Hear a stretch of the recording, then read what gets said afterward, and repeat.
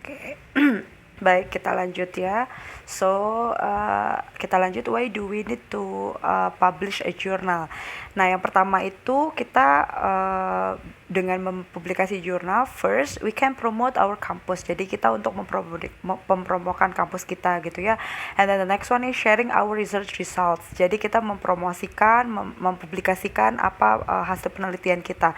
And then enlarging the scope of innovative resulted in a research. Jadi kita memberitahu kepada pembaca bahwa kita sudah mengisi rumpang atau kekosongan uh,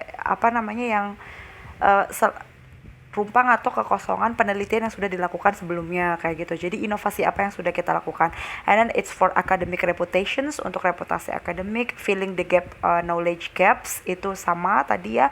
Increasing the scope of research, ini level penelitiannya jadi terangkap ya. Misalnya nggak cuma dalam satu kajian tapi juga dengan kajian yang lain. Oh, ternyata ini kajian ini bisa juga ya dikolaborasikan dengan kajian lain. Misalnya gini, psycholinguistics itu kan sebenarnya jadi psychology and linguistics gitu ya, kayak gitu contohnya. Improving the truth of the data use. Jadi ini untuk menunjukkan kebenaran dari data yang telah kita teliti seperti itu. And then next, which journal are we going to submit di sini? Coba kita jurnal yang mau kita submit ini jurnal yang mana aja? Ini ada banyak ya. Ada jurnal dengan artikel untuk kajian tertentu gitu, nggak semua kajian di mix kayak gitu. Terus ada juga jurnal yang review sistemnya seperti apa, review sistemnya apakah blind review atau tertutup reviewnya atau terbuka kayak gitu. Kalau misalnya tertutup tuh berarti kita pada saat submit nama kita tuh nggak ada, institusi kita nggak ada kayak gitu. Nah itu kita bisa dibedakan. A journal indexed by international indexing database, apakah jurnal internasional terindeks gitu. An open access journal, apakah jurnalnya itu open access atau close access gitu. Kalau close access itu biasanya berbayar ya, hanya yang berlangganan yang bisa membuka. Misalnya Elsevier itu kita harus berbayar dulu, kemudian kita bisa membaca jurnal-jurnal di sana. Terus a journal which the copyrights and archive policy are clear. Ini gimana nih, copyrightnya ada di siapa kayak gitu. Terus archiving sistemnya jelas kayak gitu. Jadi kita harus paham dulu gitu jurnal, jenis-jenis jurnal yang akan kita publish itu jurnalnya kayak gimana kayak gitu. Ada juga a well-ranked jurnal dengan ranking yang jelas kayak gitu. A journal with international readers. Nah ini dengan pembaca internasional, it's usually a international journal. Terus ada a good journal with good impact factors, yang impact factorsnya bagus. A journal which the database can be accessed. Nah ini yang bisa diakses databasenya. Nah ini kita jenis-jenis jurnal ya, jadi teman-teman bisa tahu. Nah ini kita lihat ada peer review model. Nah peer review model itu dibagi jadi dua, ada closed peer review, ada open peer review. Kalau closed itu sebagaimana yang saya sudah jelaskan sebelumnya, itu single blind review, ada double blind review. Kalau single blind review berarti cuma satu kali. Itu biasanya untuk monographs, buat buku untuk humaniora. Tapi kalau misalnya double blind review itu berarti 2 kali biasanya proses seleksinya gitu, apakah ini proper untuk accepted atau enggak gitu. Itu biasanya double blind review. Nah itu biasanya untuk jurnal di sini. Close review itu biasanya yang tadi saya bilang, jadi kita pada saat submit itu nama kitanya dipisah dari naskahnya gitu. Biasanya nama kita masuk ke archive jurnalnya, sebenarnya si reviewer itu menerima draft kita itu tanpa ada nama kayak gitu. Nah itu sebaliknya, kalau open peer review, kalau open berarti reviewer can know who is the author, from which institution, from which affiliations the authors are, kayak gitu tuh bisa kelihatan. Nah itu bedanya open and closed peer review. Oke, next kita agak ngebut ya. Next, so kita harus mengenali judul. So reputed indexed journal itu apa? Nah reputed indexed journal itu adalah jurnal-jurnal yang bereputasi terindeks. Nah kamu harus paham dulu di sini, kenapa sih kok jurnal itu terindeks? Jurnal itu diindeks itu biasanya berdasarkan dari sering tidaknya dia dikutip kayak gitu. Jadi angka kutipannya itu akan mempengaruhi reputasi si jurnal tersebut. Nah mungkin teman-teman bisa sering mendengar ya, ada Scopus yang paling ini ya, yang paling terkenal ada Scopus, ada Web of Science, ada Directory of Open Access Journal atau yang kita kenal singkatannya DOAJ kayak gitu, or even Google Scholar. Nah, yang harus kita pahami, those are not a product. Jadi mereka itu bukan produk. Yang saya sebutkan itu tadi bukan produk.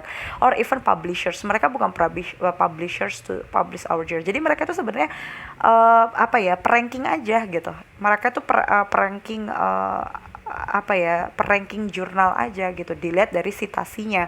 Apakah si jurnal yang masuk, misalnya jurnal yang masuk ke sini, jurnalnya Widya Tama misalnya, apakah banyak orang yang mensitasi jurnal Widya Tama gitu, nanti itu akan di ranking oleh jurnal indexer ini gitu loh. So let's see, Scopus Web of Science, Directory of Open Access Journal, or even Google Scholar is not a product or even publisher to publish journal. Jadi yang saya sampaikannya itu bukan publishers. So the above mentioned names are the database of journal indexers which carry out an inventory and indexation of scientific articles in certain categories. Jadi mereka itu sebetulnya hanya database. Ya tadi saya bilang.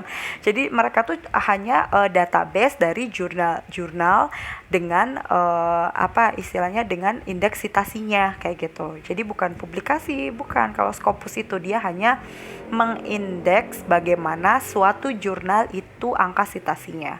Initial purpose of indexing is to provide services to librarians to find out which journal are reputable in certain fields of science. Jadi mulanya ya ini mengindeks jurnal itu sebetulnya gunanya itu untuk para pustakawan. Jadi mereka tahu gitu mana sih jurnal yang reputable, mana yang enggak kayak gitu. Mulanya untuk kayak gitu kepentingannya. Tapi sekarang itu jadi berkembang karena ternyata gitu kita sebagai penulis juga harus berhak untuk mengetahui gitu apakah jurnal yang akan kita tuju itu dia indeks reputasinya bagus atau enggak gitu, citasinya bagus enggak. Kan kita menulis untuk disitasi, untuk dikutip gitu. Kalau misalnya kita masukin ke jurnal yang salah, jurnal dengan indeks kutipannya rendah, ya berarti ada kemungkinan kalau jurnal kita ini nanti berakhirnya cuma jadi archive doang, enggak dikutip kayak gitu ya. Jadi harus dipahami seperti itu. And then next di sini ada kita harus tahu reputed indexed journals. In the modern era, the focus of indexing lies precisely in quotations yang tadi saya bilang ya. Jadi angka kuotasinya. Citation or quotations in academic work is related to things, impact and score. Nah itu di citasi itu bergantung dari dua hal. Yang pertama impact sama source. What is impact and source?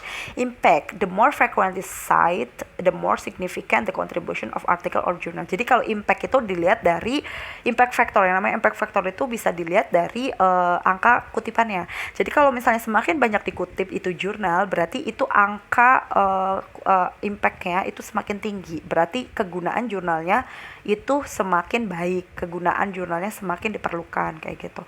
And then source, the citations help trace the first source of idea finding the scientific study. Jadi source-nya dilihat, kan kita seringkali melihat ya, oh berarti kalau penulisan itu kita lihat, misalnya kita nggak nemu teori tentang sosiolinguistik misalnya di buku, dicari di bukunya nggak ada, tapi di buku-buku nggak ada, tapi di dalam jurnal itu ada gitu. Nah kita bisa kutip dari situ gitu, mengutip dari kutipan yang dikutip oleh jurnal dari source. Jadi kita bisa mentrace gitu. Mentrace itu apa ya istilahnya ya, melacak dari sumber-sumber yang dikutip dalam jurnal ini sebenarnya ujungnya kemana gitu, itu bisa kelihatan, bisa dibuktikan.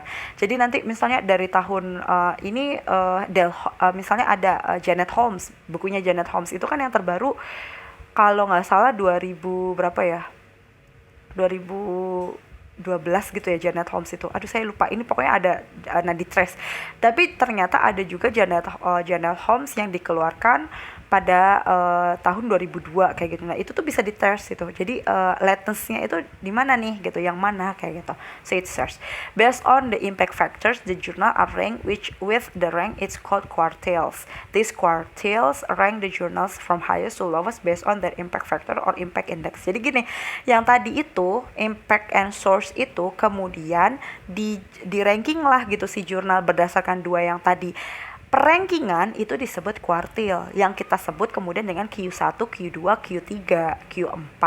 Yang paling rendah itu ada di Q4, yang paling tinggi ada di Q1. Jadi kamu bisa pahami sekarang, kalau Q1, Q2, Q3, Q4 itu berdasarkan apa sih bedanya? Berdasarkan impact factornya, berdasarkan source factorsnya, berdasarkan quartilesnya yang berbeda. Kayak gitu ya, jadi bisa paham. So next, reputed indexed journal. Nah, kita bisa lihat di sini. Sebentar lagi azan ya, kita pause dulu. Baik, kita lanjutkan kembali ya. So, reputed indexed journal di sini yang paling terkenal itu ada Scopus. Sebetulnya Scopus juga itu tuh di apa ya? Sebetulnya itu difasilitasi oleh publisher Elsevier gitu. Tapi Scopus itu sekali lagi bukan penerbitnya ya. Penerbitnya itu adalah Elsevier-nya kayak gitu. Jadi yang harus teman-teman pahami adalah gitu. Jadi you have to understand which one is actually indexer and which one is actually publishers. Jadi harus paham di situ. Nah, bisa dilihat di sini ada leading citations index, itu ada 5 yang paling memimpin. Satu web of Science, and then Scopus, ada Inspire Hub, ada PubMed, ada Astrophysics Data Systems. Jadi itu adalah yang paling yang paling memimpin. Oke, next, and then part 4, how to get your research published. Nah, ini gimana mempublikasikan penelitian kita kayak gitu, bagaimana. So first of all, we have to always do this. Finding the right journal for your article can be the key to reaching your target audience. Nah gini, jadi teman-teman semua setelah menulis draft ya, draft itu setelah selesai baru teman-teman mencari kemana jurnal yang akan tuju untuk dipublis. Kenapa? Karena setiap jurnal itu punya gaya selingkung penulisan yang berbeda-beda. Gaya selingkung penulisan itu apa? Jadi dia sistematika penulisan antar jurnal itu kadang berbeda. Jadi kalau misalnya kita sudah menemukan jurnal target yang akan kita publish artikel kita di sana gitu. Jadi kita bisa menyesuaikan antara gaya penulisan kita, draft kita dengan gaya selingkung yang berlaku di jurnal target kita tersebut. So, the first one, how to find the right journal. Take into considerations the type of article you'd like to publish. Nah ini, coba teman-teman perhatikan begitu jenis artikelnya, kajian kitanya apa kayak gitu untuk dipublikasi, berapa panjangnya tulisan kitanya, ada berapa huruf kayak gitu, reviewnya seperti apa, research outputnya kayak apa sih gitu. Misalnya gini, kalau misalnya kita itu kan bahasa, jadi kadang jurnal kita juga bisa dipublikasi di jurnal komunikasi kayak gitu. Jadi bisa juga tuh sebenarnya, misalnya ada dosen saya itu pernah di Unpad ya, beliau meneliti tentang konsep cintanya Pak Ridwan Kamil. Nah itu kan ditelitinya dengan linguistik tuh, toolsnya pakai linguistik, tapi beliau mempublikasikan artikelnya itu di jurnal komunikasi, Malaysian Journal of Communications, itu Q3. Nah itu bisa, tipsnya adalah kita cari jurnal dari data yang kita teliti gitu, karena itu kan part of the way of Ridwan Kamil in to communicate with their fans gitu misalnya. Jadi itu bisa masuk ke komunikasi kayak gitu. Jadi kita harus pintar-pintar di situ. And then check the reference in your article to give an indication of the possible journal interest. Jadi coba kita lihat di reference kita gitu. Oh ini tuh berarti jurnal kita tuh masuknya ke kajian mana gitu, atau masuknya ke bidang mana sih gitu yang possible gitu. Jadi kita kadang-kadang gitu publishers itu ngelihat dari reference kitanya gitu. Reference kitanya itu tentang apa? Oh berarti kalau misalnya memang ada kolaborasi linguistik dengan ilmu komunikasi, berarti wah ini bisa masuk juga ke jurnalnya ilmu komunikasi, such as. So, maksudnya seperti itu gitu ya. Read the journal's aim and scope of the journal homepage. Nah ini yang paling penting. Setelah kita menemukan target jurnal, kita cocokkan apakah di situ tujuan dari jurnal target kita ini sama dengan tujuan dari penelitian kita gitu. Kalau misalnya di situ contohnya adalah jurnal khusus pragmatics misalnya, sementara penelitian kitanya tentang sinteks, masuk nggak? Ya enggak dong, karena itu aja udah nggak sesuai dengan tujuan jurnalnya kayak gitu. So we have to pay attention to the scope of the journal homepage ya. And then read or download the journal's guide for authors. Nah ini yang tadi saya bilang gaya selingkung. Kita harus download dulu, terus abis itu kita perhatikan di situ misalnya penulisannya Times New Roman, space-nya berapa, terus ukuran hurufnya berapa, kayak gitu tuh harus diperhatikan. Minimum jumlah katanya berapa gitu. And then check if the journal's invitations only. Some journals only accept articles after inviting the authors to submit. Ini dia. Jadi jurnal itu ada dua, berdasarkan undangan atau enggaknya gitu. Ada jurnal yang open, istilahnya open submit gitu. Jadi siapapun bisa submitting gitu, asal dia punya artikel yang qualified untuk diterima. Tapi ada juga jurnal yang mempublish artikel hanya jika dia mengundang author tersebut untuk menulis di jurnalnya. Contohnya gini, misalnya kalau teman-teman pernah dengar ada konferensi misalnya, terus nanti hasil konferensinya dijadikan ke jurnal. Salah satunya adalah itu. So journal is published based on invitations. Nah itu, jadi ada call paper dulu, nanti papernya baru istilahnya dikumpulkan terus dimasukkan jadi ke dalam jurnal kayak gitu. So we have to make sure kalau jurnal yang kita publish, yang kita tuju ini, apakah dia invitations only atau open buat semuanya bisa. Check their journals performance review for and publications timelines. Jadi kita cek dulu. Kalau gini nih, kenapa ini penting? Karena saya pernah punya kasus gini. Ada dosen di Unpad begitu ya, pada saat jurnal tersebut accepted, itu dia masih berstatusnya Q3 waktu itu, katanya waktu itu tuh masih Q3, tapi pada saat dia publish ternyata status Q3 nya putus. Jadi pas publish sudah melalui review yang begitu panjang gitu, pas publish ternyata dia cuma jurnal status terindeks internasional aja, karena status Scopusnya sudah putus. Maka kenapa kita harus sering-sering mengecek jurnal secara berkala. Harus dilihat nanti pengecekannya di mana, saya nanti bisa tunjukkan ya.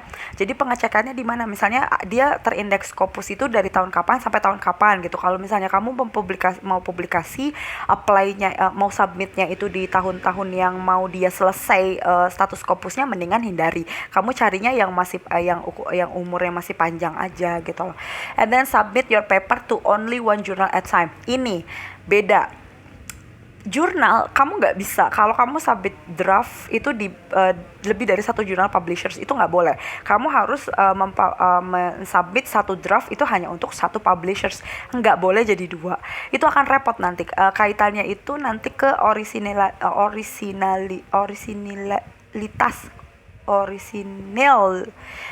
si jurnalnya. Ini susah banget ya diomonginnya, sorry. Jadi tuh kamu hanya bisa mensubmit hanya submit satu paper aja ke satu publishers, nggak boleh lebih dari satu publishers. Ingat, because it's very fundamental ya. Oke, so kita next di sini, how to get publishers. Udah, wait a moment, aduh salah, sebentar. Nah ini dia. Sudah. Now be aware of predatory journal. So what is predatory journal? Predatory journals take advantage of authors by asking them to publish for fee without providing peer review or editing services, because predatory publishers do not follow the proper academic standards for publishings. They usually offer quick turnarounds on publishings of a manuscript. Jadi kalau jurnal predatory itu jurnal predator. Jurnal predator itu sebetulnya adalah jurnal abal-abal, jurnal palsu, jurnal yang sama sekali tidak akademik. Jurnalnya itu dia mencari uang gitu, hanya mengumpulkan jurnal untuk mendapatkan benefits untuk publishersnya itu sendiri gitu. Biasanya dia tidak memiliki standar akademik sama sekali. In contrast, sebaliknya, high quality academic journals take longer to publish articles because they go through a proper peer review and copy editing process. Jadi beda kalau sebaliknya, kalau misalnya jurnal dengan kualitas yang tinggi itu dia akan membutuhkan waktu yang relatif agak lama untuk sampai artikel itu dipublikasi. Kenapa? Karena kita harus lihat dulu apakah dia ada ada plagiarism issues. Kita harus lihat dulu bagaimana kekritisan dari penulis yang menulis gitu. Apakah antara teoris dengan results itu related gitu, connected each others gitu. Itu tuh harus dilihat, betul-betul dilihat, karena ya tadi yang saya bilang, karena jurnal itu pada dasarnya digunakan untuk sebagai sumber untuk penelitian-penelitian selanjutnya gitu. Jadi penelitian sebelumnya bisa terlihat dari satu jurnal, nanti jurnal selanjutnya itu melengkapi, menyempurnakan penelitian yang sebelumnya. Jadi itu harus a very academic standards, fulfill academic standards. So if we can check to see if the journal we are going to submit is reputable or not by online through these sites. Kita bisa cek ya teman-teman, kita bisa cek apakah jurnal yang kita tuju itu apakah dia bereputasi baik atau dia tidak gitu. Ini salah satu contoh indexitnya ya, laman yang bisa mengindeksinya. Contohnya tuh ada Simago JR, ada Scopus di situ. Simago JR sama Scopus kamu bisa lihat di sini jurnal-jurnal yang istilahnya tuh jurnal-jurnal yang terindeks